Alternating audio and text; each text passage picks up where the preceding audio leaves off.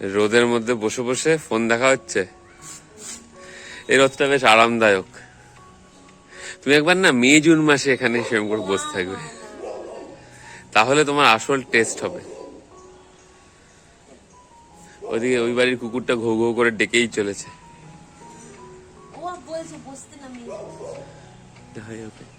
ওই যে কুকুরটা দেখো, হ্যাঁ এই যে। কিরে, কেমন আছিস? ভালো আছিস? হ্যাঁ, চলে গেল। ও মাঝে মাঝে রোদ পোয়াতে আসে, আমি দেখি যখন ছাদে আসি। ঠান্ডাটা জাকিয়ে পড়েছে, তবে এবার কিন্তু কলকাতার কেউ কমপ্লেন করতে পারবে না। অন্তত 7 দিন তেরে ঠান্ডা পড়েছে। হ্যাঁ,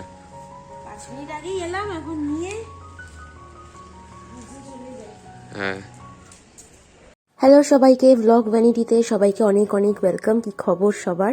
আশা করছি তোমরা সবাই খুব খুব ভালো আছো।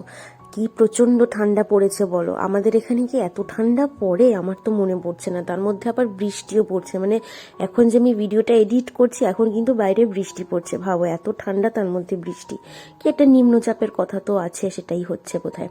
তো এটা হচ্ছে সেই চাদরটা, যেই চাদরটা মায়ের সব অফিস কালিগরা মিলে আমাকে গিফট করেছে। এই চাদরটার বেস্ট পার্ট হলো এটা চাদরটা পুরো চারদিক ইলাস্টিক দেওয়া, 4টে কোণে ঢুকিয়ে দিতে হবে, আর গোজার কোনো ঝামেলা নেই। কিন্তু ওই চাদরটা পরানো একটু ট্রিকি। 4টে কোণ একদম ঠিকঠাকভাবে সেট করতে হবে। দেখো আমি এখানে চিন্তায় পড়েছি, কারণ প্রথমে আমি ঠিকঠাকভাবে চাদরটা পরাতে পারিনি, ম্যাট্রেসের সাথে আটকাতে পারিনি। তারপরে আবার চাদরটা আমি তুললাম, তুলে ঠিকঠাক করে ভালো করে পাতলাম। পাতার পরে কি সুন্দর লাগছে না, ডিপ কালার, তার মধ্যে পুরো ফ্লোরাল প্রিন্ট, খুবই সুন্দর লাগছে দেখতে। তো এইটা আমার অ্যানিভার্সারি গিফট ছিল, সেইটার ভিডিও তোমাদের সাথে আমি কিন্তু শেয়ার করেছি, যে মায়ের কালিগরা আমাকে এটা গিফট করেছে। যারা দেখোনি গিয়ে দেখে নিও আমার ওই ভিডিওটা। 2টো মাথার বালিশের কভার রয়েছে, কিন্তু 2টো কোল বালিশের কভার বা একটাও কোল বালিশের কভার ছিল না। প্রথম আমি ভেবেছিলাম থাকবে, কিন্তু ছিল না। তো ঠিক আছে, আমি 2টো আলাদা কোল বালিশের ধোয়া কভার আমি এখানে কোলবালিশগুলোতে পরিয়ে দিয়েছিলাম। তারপরে স্নান টান করে এখানে পুজো করতে এসে গেছি। কি যে ঠান্ডা! দেখো এখানে আমি নাইটিটা উল্টো পরেছি, বুঝতেই পারিনি, মাঝে মাঝেই আমার হয়ে যায়। এটা তো শুধু মানে পুজো দেওয়ার সময়ই পরি, অসুবিধা নেই। আর এইটা হচ্ছে আমার চাদরটা। এই চাদরটা কিন্তু শুধু পুজো দেওয়ার সময় আমি বা অভি, যখনই অভি পুজো দেয় বা যখনই আমি পুজো দিই তখনই গায়ে দিই। অন্য সময় কিন্তু এই চাদরটা আমরা ব্যবহার করি না, এটা ধোয়া। একদম পুজোর সময় আলাদা করেই ব্যবহার এটা হয়, সুতরাং কোনো অসুবিধা নেই। এটা আমি প্রত্যেকবার শীতেই করে রাখি, জানো তো, একটা করে চাদর আমি আলাদা রেখে দিই। আর এইটা বিয়ের পর থেকে এইটা আমার বলতে পারো পুজো দেওয়ার সময়ই চাদর। এটা আমি বিয়েতে গিফটে পেয়েছিলাম, জানি না কে দিয়েছিল, কিন্তু তারপরে কখনো এই চাদরটা সব অন্যান্য শীতের পোশাকের সাথে আমি মেশাইনি। যেখানে আমার পুজো দেওয়ার আলাদা নাইটি, অভির আলাদা জামা প্যান্ট থাকে, শুধু পুজো দেওয়ার সময় যেগুলো আমরা পরি সেখানেই এই চাদরটাকে রাখি, শীতকালে নামাই। তো এবার আমার পুজো দেওয়া হয়ে গেছে। হওয়ার পরে আমার যা নর্মাল রোজের স্কিন কেয়ার থাকে, ভিটামিন সি সিরাম, টোনার, তারপরে নায়াসিনামাইড, সবকিছু লাস্টে একটা ময়শ্চারাইজার, সেটা আমি ভালো করে অ্যাপ্লাই করে নিচ্ছি। এখন এতই ঠান্ডা পড়েছে, এতই স্কিন ড্রাই হচ্ছে যে অনেক বেশি পরিমাণে যে কোনো ক্রিম লাগছে, সেটা বডি লোশন হোক, মুখের কোনো ক্রিম হোক, সিরাম হোক, প্রচুর পরিমাণে লাগছে। গরমকালে দেখবে এত পরিমাণে কিন্তু এই ক্রিমগুলো লাগে না। আমি খুব ভালো করেই জানি গরমকালেও যে আমি এই সিরামগুলো ব্যবহার করব, একটু একটু এক ড্রপেই বলতে পারো মোটামুটি কাজ হয়ে যাবে। বেশি করে ক্রিম বা সিরাম দিলে মুখ এত ঘামতে শুরু করে, ঠোঁটের ওপর ঠোঁটের নিচ এত ঘামতে শুরু করে যে খুবই অসুবিধা হয়। আর আমি এখানে কটসুলের অ্যালান পরেছি। এই কটসুলের অ্যালানের ওপরে আমি কটসুলের একটা হাউস কোটও পরবো, প্লাস আমি লেগিংসও পরেছি, আর পায়ে মোজাও পরেছি। তাহলে ভাবো কি ঠান্ডা! সারা বছর কিন্তু ঘরে জুতো পরি না, কিন্তু এই শীতের সময় পাথরগুলো মানে মার্বেলগুলো এত ঠান্ডা হয়ে যায়, মোজাও পরি, তারপরে আবার ঘরে পরার একটা জুতো আলাদা করে রাখাই থাকে, সেটাও পরি। তো এখানে এবার আমি সব আমার স্কিন কেয়ার করে জামা কাপড় চেঞ্জ করে আমি নিজের খাবার বানাতে চলে এলাম। নিজের খাবার বলাটা ভুল, কারণ এখন দুপুরবেলাটা আমি একাই খাবো, কিন্তু রাত্রিবেলা তো অভি এসে ডিনারটা করবে। তো এখানে আমি বাঁধাকপিটাকে কুচো কুচো করে কেটে নেব। বেশ অনেকদিন ধরেই এই বাঁধাকপিটা আমার ফ্রিজে রাখা ছিল। ভেটকি মাছের একটা বড় মাথা ছিল, তো ভাবলাম মাছের মাথা দিয়ে বাঁধাকপিটা আমি করে ফেলি। তো বাঁধাকপিটা আমি লাস্টে একদিন পেঁয়াজ রসুন এইভাবে করেছিলাম, কারণ আমি একটা বিয়ে বাড়িতে পেঁয়াজ রসুন এইসব দিয়ে বাঁধাকপি খেয়েছি, খেয়ে বেশ ভালোই লেগেছে। তো নিজেও ভাবলাম যে একবার তো করেছি, খুবই ভালো হয়েছিল খেতে, তো আরেকবার এভাবে পেঁয়াজ রসুন দিয়ে করি, খুবই ভালো লাগবে। তো ঠিকই তাই, প্রথমে আগে মাথাটাকে লাল করে ভেজে আমি সরিয়ে দিয়েছি, তারপরে ভালো করে মশলাটা কষিয়ে মোটামুটি কষে এসে বাঁধাকপিটা দিয়ে ভালোভাবে নাড়াচাড়া করে নিলাম। আর এই হচ্ছে আমার খাবার, ডাল সেদ্ধ, ভাত, অমলেট আর বাঁধাকপি। আজকে 17 তারিখ, আমার অ্যানিভার্সারি ছিল 15 তারিখ, কিন্তু আমি এখনো গিফট পাচ্ছি।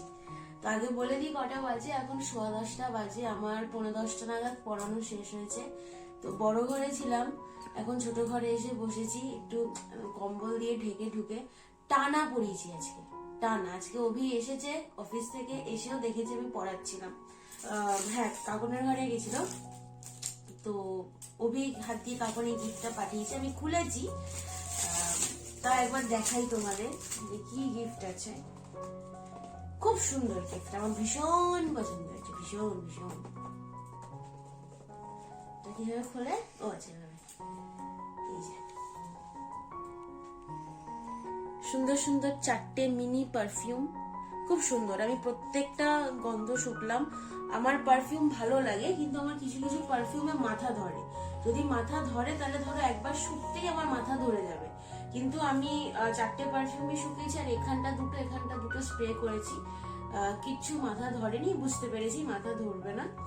আর খুবই সুন্দর, 4টে 4 রকম স্মেল, 4টে 4 রকম কালার, নাম্বার আছে 1982, খুব সুন্দর। দিয়ে ব্যবহার করব। আমার কাছে আরো পারফিউম আছে, কিন্তু সেগুলো আমার মাথা ধরে, আমি ব্যবহার করতে পারি না। এটা আমি ব্যবহার করব খুব চুটিয়ে। এখন আমি আরেকটু 15-20 মিনিট মতন এইভাবেই বসে থাকবো। দেখো এখনো চশমা পরে, চশমাটা আমি খুলিনি, আর ওই ঘরে ল্যাপটপটা এখনো তুলিনি, তুলবো, সব পরিষ্কার করব। আর টোটাল 25 জনকে পড়াতাম, আরো একজন স্টুডেন্ট বেড়েছে, এখন 26 জন হয়ে গেছে। আজকেই তার ফার্স্ট ক্লাস ছিল, তো তাকে পড়ালাম, তাকে একটু সময় নিয়ে পড়াতে হয়েছে, প্রথম দিন তো, আর অনলাইনে পুরোটাই বুঝতেই পারছো, তো এই জন্য একটু সময় লাগে। আমার প্রচন্ড মাথা ধরেনি, বাট চোখের ওপর দুটো ব্যথা করছে। এটা আমার হয় যখন টানা পড়াই, মাঝখানে না 20 মিনিটের একটা ব্রেকও পাই মাঝে মাঝে, কিন্তু যখন সেই 20 মিনিটের ব্রেকটা পাই না, টানা পড়াই, তখন আমার মাথাটা, চোখটা ভীষণ, মেনলি চোখটা ভীষণ ব্যথা করে। আর আমি এখন যেন মির্জাপুর দেখছি, মানে আমি এতদিন এত বছর মির্জাপুর দেখিনি।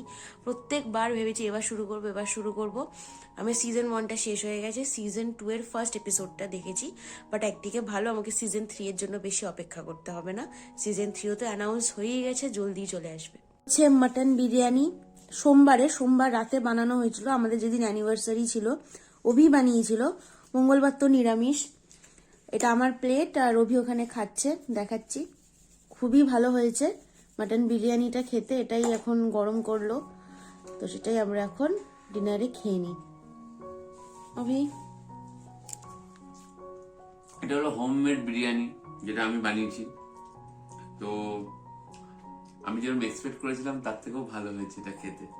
আর ভিতরে ডিম মেশালে ভালো হতো। হ্যাঁ, আসলে এর মধ্যে এরকম মনে ছিল না আমার আসলে। ঠিক আছে, এটাও ব্যাপক হয়েছে, খেয়ে নি, গরম গরম আছে। এই ভিডিওটাকে এখানেই এন্ড করছি। আশা করছি তোমাদের এই ভিডিওটা ভালো লেগেছে। এখন জাস্ট চশমাটা খুললাম, কারণ টিভিটাও বন্ধ করলাম। মির্জাপুর দেখা মানে আজকের মতো শেষ হলো আর কি। কালকে আবার পড়ানোর পরে ডিনারটা করতে করতে মির্জাপুর আমি সেকেন্ড সিজনের কিছুটা বাকি আছে, সেটা দেখবো। একটা জিনিস দেখবে, যখনই আমি পড়াই, আর পড়ার মাঝে ধরো 20 মিনিটের কোনো ব্রেক পেলাম, তো তখন আমি চশমাটা পরে অনেক সময় ভিডিওটা করি, তো সেই চশমা পরা দেখে তোমরা বুঝে যাবে যে নিশ্চয়ই আমি এখন পড়াচ্ছি। এখন চশমাটা খুললাম মানে পড়ানো অনেকক্ষণ আগে হয়ে গেছে। এই জাস্ট টিভিটাও দেখছিলাম বলে পড়েছিলাম। বেশিক্ষণ চশমাটা পড়লে না এই দুটো জায়গা প্রচন্ড ব্যথা করতে থাকে। তো যাই হোক, আবার কালকে একটা নতুন দিন, আর নতুন দিনে নতুন ব্লগ তো অতি অবশ্যই আসবে তোমাদের কাছে, তোমরা কিন্তু মিস করবে না। দেখা হচ্ছে নেক্সট ব্লগে, টাটা।